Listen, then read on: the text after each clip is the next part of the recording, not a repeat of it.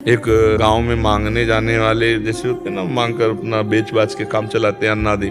तो गांव के बाहर एक सरोवर था, वहां नहाया, अपना ऐसे तिलक रचना की, साधु का वेश रखा और देखा कि गांव के गाय चराने वाले लोग देख रहे, थोड़ा नाटक किया ऐसे ऐसे।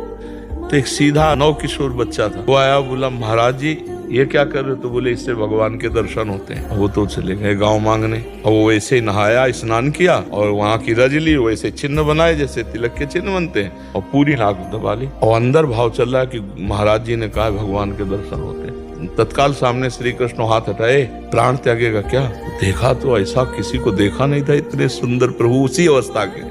उनका तुम कौन हो? तो उनका मैं भगवान हूँ। तुम भगवान के दर्शन करना चाहते थे ना? तो बोले मैंने तो देखा नहीं कभी भगवान को, मेरे गुरु जी देखे, वो आके बता देंगे कि आप ही हो भगवान, तो फिर हम मान लेंगे। भगवान ने कहा नहीं, तुम लिवा लो अपने गुरु जी को, मैं यही हूँ। तो उसने कहा चलो नजदीकी सरोवर, वहां गए, तो देखो उस पेड़ में भगवान, तो उनको केवल अंगूछा दिखाई दिया। तो बोले बेटा तुमसे सच्ची बताएं, और ना हम कुछ योग कर रहे थे, तुम अच्छे बच्चे हो, हमें केवल अंगूछा दिखाई दे रहा है। तो उन्होंने भगवान से कहा कि यदि आप भगवान हो तो मैं आपसे हाथ जोड़ता हूँ, जिनकी कृपा से मुझे तुम मिले उनको दर्शन दो।